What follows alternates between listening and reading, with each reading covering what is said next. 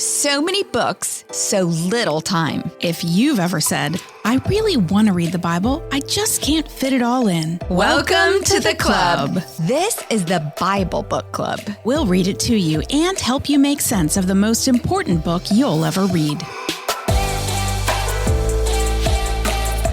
Hello, Bible Book Club listeners. Give yourselves a big, huge pat on the back because you are at the halfway point in the book of Genesis. Woohoo. After today, woohoo, you will have heard 20,000 words of the Bible. And that's a big deal. That is a lot of words. Yeah, if you never read the Bible, that's a big deal. Even if you read the Bible, that's a big deal. It's a lot of chapters. We're in 25 and 26. Yeah, and the best part is you are getting a great foundation, a really deep understanding of the history of the Jewish faith, which is also the Christian faith that we have today. Nice. So congratulations. Press on. Keep listening. You're doing great. And someday we're going to get to the end of Genesis and then we're going to start another book and you're going to just keep learning and learning and growing and growing. Yeah, actually someday soon because we're really covering 2 chapters an episode. So we don't have long to go. Yay. All right. Well, here's what I'm going to do now. I'm going to catch you up for those of you who have been listening. And I'm going to get you where we were from last episode in chapter 24. And then we're going to move on in 25 and 26. All right. So last week, it was just a really good example of faith and of making good choices. You know, that path that Susan keeps bringing up that she has in her graphic. Because when you make the right choices and you're on the right path, then God is going to bless you. And so that's exactly what happened. So Abraham commissioned Eliezer to find a wife for Isaac. And Eliezer obeys. He prays. He finds the perfect wife at the well. And then a match is made, and Rebecca and Isaac fall in love, the greatest love story of all time. Of the Bible, for sure. This week is not going to be so stellar, nor is next week. So just know that this week, 25 and 26, next week, 27 and 28, they are going to be not on a stellar path, but it's going to be really funny. And I mean that. We had a romance last week. The next couple weeks are comedic to me. And yes, there is comedy in the Bible. There is everything in the Bible. So we're going to cover a lot of ground today. Abraham is going to depart. That's going to be a sad part. Then we're going to cover the comedic part, which is the big switch and who will win at Chosen Twin part 1.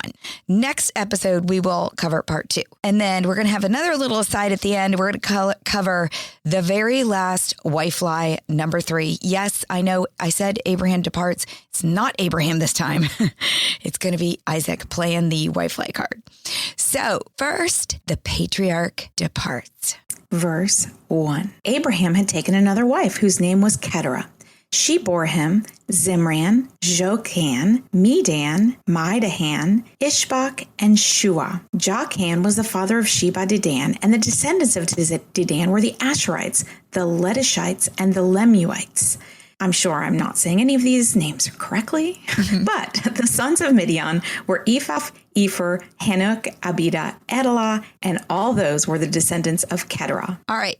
Over 130 years old, Abraham takes another wife. Now, the commentaries on this were slightly amusing, but to summarize, it was hypothesized that since he and Sarah's bodies were regenerated to have Isaac, Abraham was abnormally virile for his age. But it is ironic that Abraham had just 2 children, Ishmael and Isaac, in the first 100 years. And then all of a sudden, he has 6 sons, and we don't know how many daughters. So just know, sometimes these funny things happen. Continuing on, verse 5. Abraham left everything he owned to Isaac, but while he was still living, he gave gifts to the sons of his concubines and sent them away from his son Isaac to the land of the east. Wait a minute. There's more concubines? There's more children around here? No. So concubines are sometimes called wives. The women they're referring to here are Hagar and Keturah. The sons are Ishmael and Keturah's 6 sons. So pretty much everyone who wasn't Sarah is a concubine, called a concubine in here. And all their sons are the other sons that he gave gifts to. So he took a different wife and then he had a whole bunch of another family. Mistresses? No, just one, just Keturah. But he had 6 sons with her and they had kids too. So again, just more people from Abraham. But that's a lot. Well, God's fulfilling that promise that he was going to populate the nation. Yes, exactly. All right, verse 7. Abraham lived 175 years. Then Abraham breathed his last and died at a good old age, an old man full of years. and he was gathered to his people. His sons Isaac and Ishmael buried him in the cave of Mechalaph near Mamre, in the field of Ephron, son of Zohar the Hittite, the field Abraham had bought from the Hittites, where Abraham was buried with his wife Sarah. After Abraham's death, God blessed his son Isaac, who then lived near Beer Lairoi. So, quick timeline here. Abraham, like we just said, was 175. His son Isaac was 75 years old. Remember, Isaac was born to him when Abraham was 100. It was 35 years after Isaac's marriage to Rebekah. So Rebekah has been with Abraham for a while too. His grandchildren have already been born. Even though we're going to get to them in a minute, they are about 15 years of age at Abraham's death. So he even got to know his grandchildren before he died.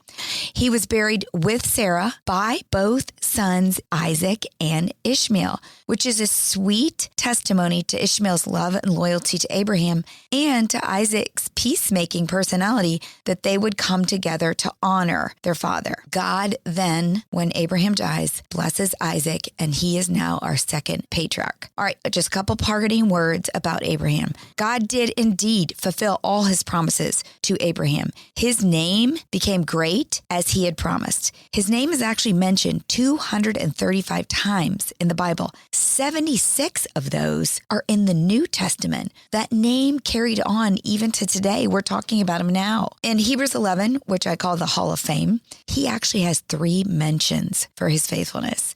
He was and still is the father of a great nation, and his descendants are now as numerous as the stars. They cannot be counted.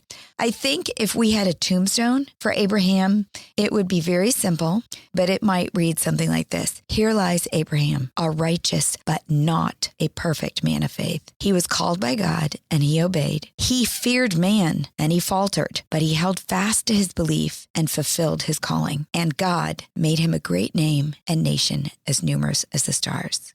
And I think it would be short and sweet like that because there was such an even play of willingness and then faltering in Abraham's life. But for God always, he still fulfilled his calling, and the promise was there then for him. And still one of always my favorite parts of the Bible is that you don't have to be perfect. You don't have to be perfect. The Enneagram 1 perfect girl. That's good news. And you can still walk in the path that God has for you and be blessed by him in so many ways. Exactly. All right. Meanwhile, somewhere in the desert, Ishmael is also growing into a great nation because God promised Abraham that he would back in Genesis 17. Remember, it said, as for Ishmael, I have heard you. Remember when Abraham was kind of sad about having to send him? Mm-hmm. I will surely bless him. I will make him fruitful and will greatly increase his numbers. He will be the father of 12 rulers, and I will make him into a great nation. And then again in Genesis 21, we learn that he is in the desert somewhere on the Sinai Peninsula east of the Red Sea. It said God was with the boy and he grew up. He lived in the desert and became an archer. While he was living in the desert of Paran, his mother got a wife for him from Egypt. So this, continuing in chapter 25, is the Ishmael genealogy, and then he's just going to kind of fade away. There are a few mentions in Isaiah and in Chronicles of Ishmael's descendants, but they're just very, very brief. Well, he fades away in the Bible, but he still is the father of the Muslim faith, right? Correct. Yeah. All right. So continuing on in chapter 25.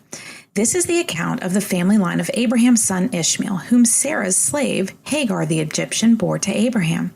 These are the names of the sons of Ishmael, listed in order of their birth. Nebaioth, the firstborn of Ishmael, Kedar, Abdiel, Mibsam, Mishma, Duma, Massa, Hadad, Tema, Jetor, Naphish, and Kedemah. These were the sons of Ishmael, and these are the names of the 12 tribal rulers according to their settlements and camps.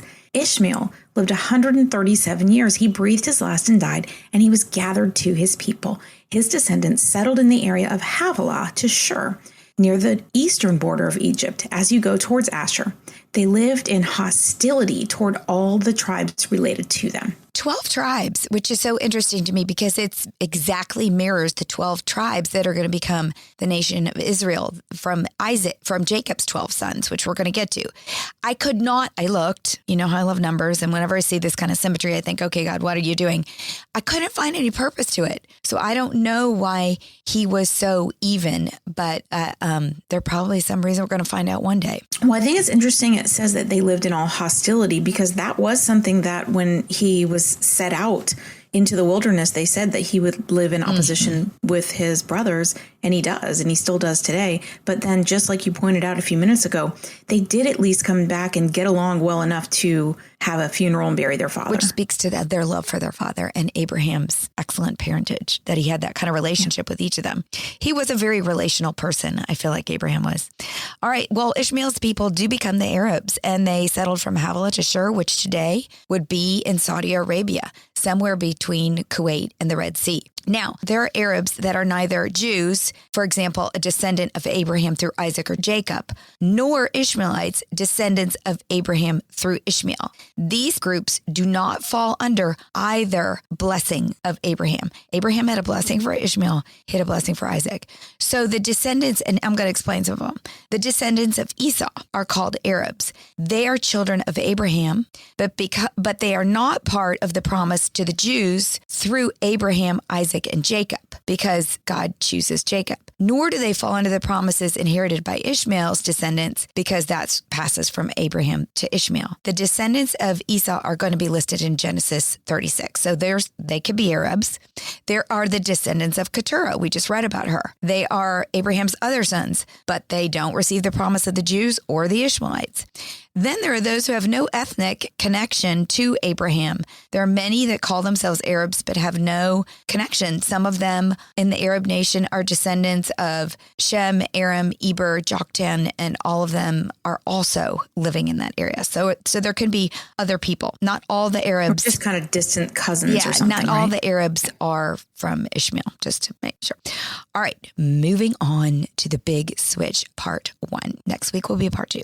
All right, let's just set the scene here. The genre, my interpretation of the genre of this story is that it is a comedy. And like I said earlier, there is comedy in the Bible. God created us as creatures who love to laugh. Therefore, because we are created in his image, I do believe that God has a sense of humor too. This scene would be a comedic satire. Now, if you don't know what a satire uses humor to ridicule people's stupidity or vices. And our key people are going to be a little stupid in this week and next week. If you picture the way SNL mocks our leaders today, making their actions look absolutely ridiculous, you will have the tone for both of these big switch scenes.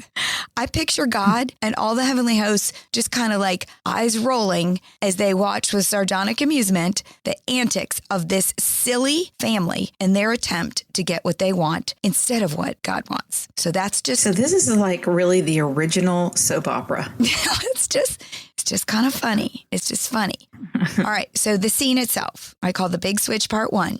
Isaac, the promised son, is now the patriarch of the growing nation of God's people, which is a big deal. The family line is super important because it will produce a savior, the promised offspring, who will crush Satan and restore peace. The tradition held, the tradition that held at the time was that the line passed from firstborn son to firstborn son. It's a one-way train for the firstborn. Second and other sons are picked up and set on another track, never to intersect with the main line.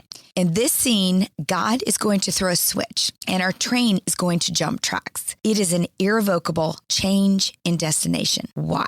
Because God cares about more than keeping a tradition. He also cares about our heart. In the big switch, he is going to look at the hearts of these twins and he is going to choose the liar who loves him. Note, I said the liar who loves him. It is not a perfect choice because there is not a perfect choice in the human race until we get to Christ, who became human, a perfect human. But God delights for our encouragement because we we are not perfect, to include all types of people in the main line. Does that make sense? God, I think, delights to take common people and insert them in his line to show us that he's going to use us all for good, even though we're not perfect. This main line is loaded with common people with common sin. There are liars, murderers, and prostitutes, all in the main line. And we're going to hear about all of them throughout the Old Testament. This story is an example of that. It's not pretty. Isaac is going to disobey God in the next 2 weeks. Rebecca is going to deceive her husband. Jacob is going to lie to his father and kind of blaspheme God. And big, hairy, manly Esau is going to petulantly cry like a baby. It's messy and funny and comedic. Like so many mistakes we make, it all could have been avoided if they had just listened to God and accepted what he told them, because he told them who he was going to choose the day they were born, or actually when Rebecca was pregnant. But what God says is not always what we want, and we're going to see them act out how they want. Yeah, and we're going to read this in a second. So what Susan just gave you was kind of like what is coming up, what to expect. Yeah. And I just keep thinking about how Abraham, all through his life, he kept making all these mistakes. But then in the end, the last scene that we did last episode, he just followed what God told him to do, right? He finally did. But then these are his kids. And what example have they gotten from their father all their lives? So this is why we have to try to teach. I'm not saying we have to be perfect, but your kids are watching. They're watching what you do, and they're going to probably make them the same mistakes that you did. They won't learn from your mistakes the way you get the opportunity at the end of your life too. So try to get on that path as early as possible. And to your point, this is kind of interesting. Abraham made more mistakes in the beginning and then learned to submit and obey. Isaac is a little more passive. And so he was more obedient in the beginning. And we're going to see as he gets older, he kind of loosens up a little bit too much. And I don't want to spoil it. But all right, part 1 of the big switch. The firstborn who has it all sells it for stew. Verse 19. This is the account of the family line of Abraham, son of Isaac. Abraham became the father of Isaac, and Isaac was 40 years old when he married Rebekah, daughter of Bethuel, the Aramean from Paddan Aram, and the sister of Laban the Aramean. Isaac prayed to the Lord on behalf of his wife because she was childless. The Lord answered his prayer, and his wife Rebekah became pregnant. Okay, just to do some math for you. Isaac was 40 when they married and 60 when the boys were born. It took 20 years to get pregnant. Isaac is a patient, quieter man, and he waited. Abraham did not. Remember, he pushed ahead and tried to have Ishmael. He did have Ishmael. Perhaps Isaac waited because he learned the lesson from his father and because he had been the target of Ishmael, the mistake. So just to kind of set the stage there for the timing on that. All right, verse 22. The babies jostled each other within her, and she said, "Why is this happening to me?" So she went to inquire of the Lord, and the Lord said to her, 2 nations are in your womb, and the 2 peoples from within you will be separated. One people will be stronger than the other, and the older will serve the younger. When the time came for her to give birth, there were twin boys in her womb. The first to come out was red, and his whole body was like a hairy garment. So they named him Esau. After this, his brother came out with his hand grasping Esau's heel. So he was named Jacob.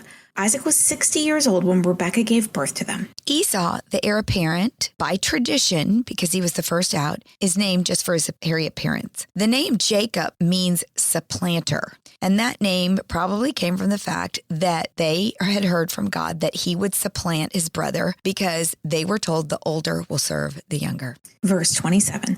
The boys grew up, and Esau became a skillful hunter, a man of the open country, while Jacob was content to stay at home among the tents. Isaac, who had a taste for wild game, loved Esau, but Rebekah loved Jacob. It does not say that Jacob favored his mother, but we're going to see here in his character traits and Rebekah's, and in 3 or 4 chapters from now, her brother, Rebekah's brother, Laban, that they all share this kind of tricky cleverness that must have been inherited from Laban, Rebekah, and passed on to Jacob. Verse 29. Once, when Jacob was cooking some stew, Esau came in from the open country, famished. He said to Jacob, "Quick, let me have some of that red stew. I'm famished." This is why he was also called Edom. Jacob replied, First, sell me your birthright.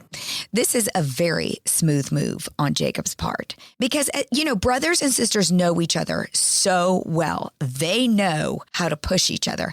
And Jacob knew how fond his brother and father were about food. Apparently, when hunger hit them, they were just very demanding. They get hangry. Hangry. Yes, exactly. They were hangry people and they loved good food. Now, why would Jacob do this? Because Jacob wanted the birthright. It may be at this point that his mother may have mentioned that he should have it. And so he's kind of thinking, well, I should have it anyway. And so he just flippantly says, okay, you want some stew? Sell me your birthright. And although he went about it the wrong way, we're going to see that it at least demonstrates that he relentlessly has a heart for God's kingdom. He wants it. Just as Esau's willingness to sell it for a silly stew demonstrates his disregard for God's kingdom. But was it even Esau's to sell? Like, is that something that they did? If they didn't want to have to take over the family, they would just sell it to their younger brother? Apparently. I've never heard of it. I've never read it before, but apparently it must have been because Jacob's and I'm going to get to this in a second. So let me just say this right here. The birthright is not the blessing. There's a difference. The birthright is this tradition that the firstborn male will be the authority over the clan and they receive a double portion of the inheritance. So if you're talking about just the birthright at this point, which is what we're talking about, we're not talking about the blessing. It's saying, okay, fine, you can be in charge and you can have the double portion. Our dad has tons. I'm still going to get something. I really want that stew, so I will buy it from you. So this is really more like a transaction of money here. Great, I'll give it to you. I mean, it's a huge transaction because Abraham was really rich, but technically I guess he could. Well, it also kind of shows that not only is Esau very impulsive and he wants what he wants and he's going to just take it, right? Which is similar to what happened with Eve, and we've talked about that before. Want, take. But he's also just not the brightest. No, he's not. He's not. He's really not. That's why I think, the heavenly host and God were having a good laugh about this. All right. Well, let's laugh with them back here in verse 32. Look, I am about to die, Esau said. What good is the birthright to me? But Jacob said, swear to me first. So he swore an oath to him, selling his birthright to Jacob. Then Jacob gave Esau some bread and some lentil stew. He ate and drank and then got up and left. So Esau despised his birthright. All right, a couple details from this switch. I already explained what the birthright is, so let me explain how it differs from the blessing. The blessing could be given to anyone in the household, but again, it usually went to the son who had the birthright because, of course, if you receive the blessing and you're going to carry forward the promise, you should be in charge of the clan and you're going to need that double inheritance, to grow your clan. Now, two sins I want to point out here. Self-indulgence, number one, is a sin. It led to great exaggeration from both Esau and next week, Isaac. Another example of how kids inherit their parents' trait. Esau says he is going to die if he doesn't have stew. If we forward to next chapter, Isaac's going to say he has to give the blessing because he is going to die. And since he's going to die, he needs some tasty food first. But he doesn't die for 35 more years. So how urgent was it really? I think, like you said, they get hangry and they think it's the end of the world. Yeah. Well, it's like what my kids will say that I'm gonna die. You're like, really? There's starving kids in Africa and you are not that. Indulging in, food can at times lead to great sin. Self-reliance is the other character flaw here I want to point out. Both Rebekah and Jacob used their own resourcefulness to intervene on God's plan. If Jacob had been told that he was going to eventually be God's choice, like, oh yeah, Rebekah could have said, yeah, no, I talked to God and God said the older is going to serve the younger and that means you. So if he'd been told that, he is intervening. He's trying to get it using his brother's weakness. He's relying on his own craftiness to trick his brother. Rebekah is going to do the exact same thing next week. Well, it's also another thing they learned from their father because he did that, like you said, when he went off and had a baby, even though he wasn't supposed Abraham. Self-reliance can be a good thing. It can also be a really bad thing because then we think, oh, I can make this happen. I don't need God. I'm going to do it now instead of being patient. Then then the despised birthright. It says that Esau despised his birthright. Esau wanted what he wanted in the moment, and the future didn't mean anything compared to right now. Oh my gosh, we are so like this today. We are so used to having everything right when we want it. Oh, you see something you want? I'll Amazon it. I have same day Amazon in my area. I can get it in a few hours if I want it. And we're almost being conditioned for this. It can be very impulsive, and it can derail maybe God's plan for something. I'm very guilty of buying things on Amazon. It's just hard. Esau treated his birthright disparagingly, and he disregarded his future, which for the future of Israel would have made him a very bad leader. And so we really can understand why God, who sees the future even before children are born, knew that Esau just wasn't going to have what it takes. You can't be a great leader and be impulsive and despise your leadership. And that's what he did. All right. Meanwhile, taking a pause from the big switch, which we will get back to next week. Meanwhile, we have this little aside. I don't know why. It's just stuck in here. Like father, like son, wife lie. Number 3, Genesis 26. Now there was a famine in the land, besides the previous famine in Abraham's time, and Isaac went to Abimelech, king of the Philistines, in Gerar. The Lord appeared to Isaac and said, "Do not go down to Egypt. Live in the land where I tell you to live. Stay in this land for a while, and I will be with you, and I will bless you. For you and your descendants, I will give all the lands, and will confirm the oath I swore to your father Abraham. I will make your descendants as numerous as the stars in the sky, and will give them all these lands through your offspring. All nations on the earth will be blessed, because Abraham obeyed me and did everything I required of him, keeping my commands, my decrees, and my instructions." So Isaac stayed in Gerar. All right. Yay, Isaac. Yay, Go. Isaac. So, okay, that's one of the little takeaways I got from this chapter is yay, Isaac. Again, a famine. So a test for sure. Abraham got tested. Sorry, you failed. Isaac gets tested. Hey, yay, you passed. Abraham went to Egypt, but Isaac does not. Isaac may have learned from his father and passed the test, or he just might be more obedient in his younger years. Carrying on, however. Verse 7. When the men of that place asked him about his wife, he said, "She is my sister," because he was afraid to say, "She is my wife." He thought the men of this place might kill me on account of Rebekah because she is beautiful. Oh, another test. Really? Really? I know. We can't learn this lesson around here. He has inherited his fear of man from his father, and he fears more powerful men, and so he lied. He failed this test. The lesson is we learn for good or for evil from those around us. And they say that. There's a proverb about that. Choose your companions carefully. Now, in this case, father, son, family, we can't really choose, but we have to be aware of who we have around us and what we can learn from them, good or bad. Verse 8. When Isaac had been there a long time, Abimelech, king of the Philistines, looked down from a window and saw Isaac caressing his wife Rebekah. So Abimelech summoned Isaac and said, "She is really your wife. Why did you say she is my sister?" Okay, they could be laughing at this part too, because really another Abimelech. It's not the same Abimelech. I just want to point out Abimelech was probably a title for Philistine kings. That Abimelech in Abraham's time would be really old by now. But again, God intervened again and kept them from sinning by taking Rebekah as a wife. Isaac answered them, "Because I thought I might lose my life on account of her." Then Abimelech said, "What is this you have done to us? One of the men might well have slept with your wife, and you would have brought guilt upon us." So Abimelech gave orders to all the people, "Anyone who harms this man or his wife shall surely be put to death." Isaac planted crops in that land, and the same year reaped 100-fold because the Lord blessed him. The man became rich, and his wealth continued to grow until he became very wealthy. He had many flocks, so many flocks and herds and servants that the Philistines envied him. So all the wells that his father's servants had dug in the time of his father Abraham, the Philistines stopped up, filling them with earth. The reason they were doing this is a well was kind of a claim of possession over the land around it. And the Philistines, of course, didn't like that. It was one thing if you're going to be a nomad and kind of just take your herds through here and we'll keep peace and you keep peace. But he was starting to plant and use the wells that actually Abraham had built beforehand. And so, if they stopped him up and there was no well, then he had no claim over the land. Verse 16. Then Abimelech said to Isaac, "Move away from us. You have become too powerful for us." So Isaac moved away from there and encamped in the valley of Gerar, where he settled. Isaac reopened the wells that had been dug in the time of his father Abraham, which the Philistines had stopped up after Abraham died, and he gave them the same names his father had given them.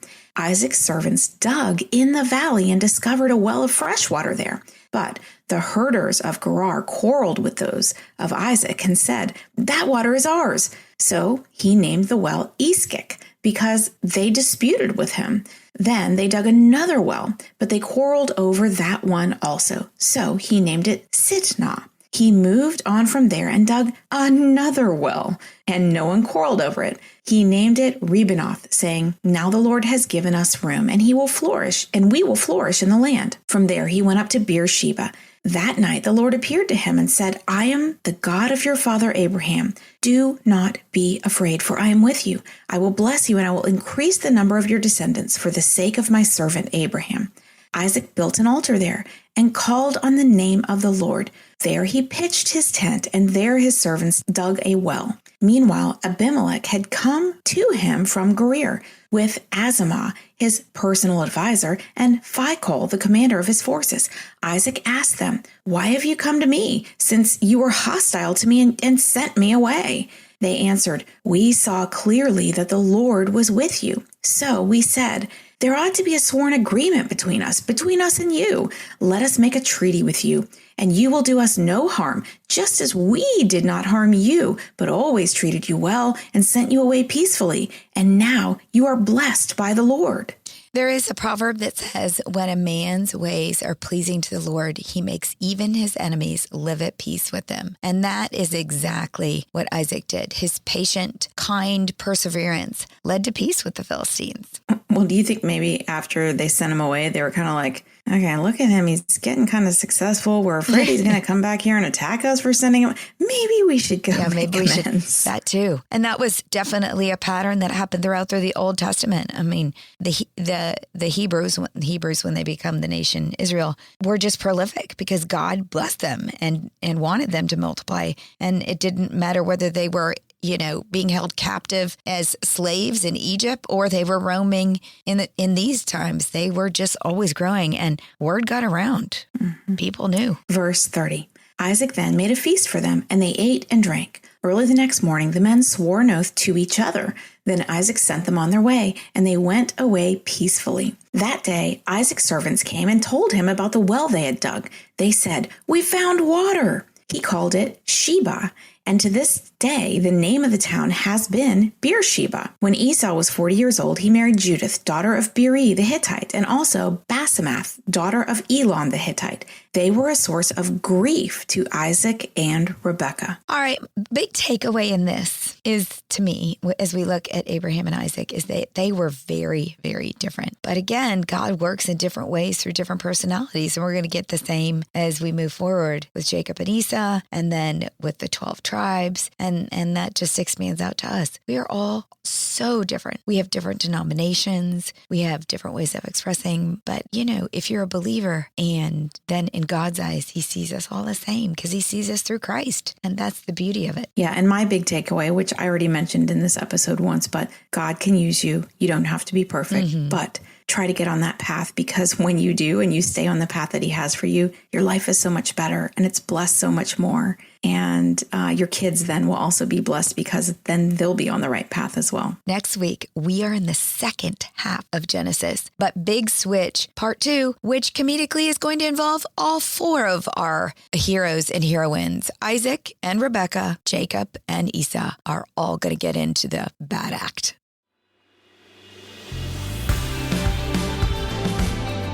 What's a club without friends? If you're enjoying the Bible Book Club, why don't you share it? And then you can say, Welcome to the club.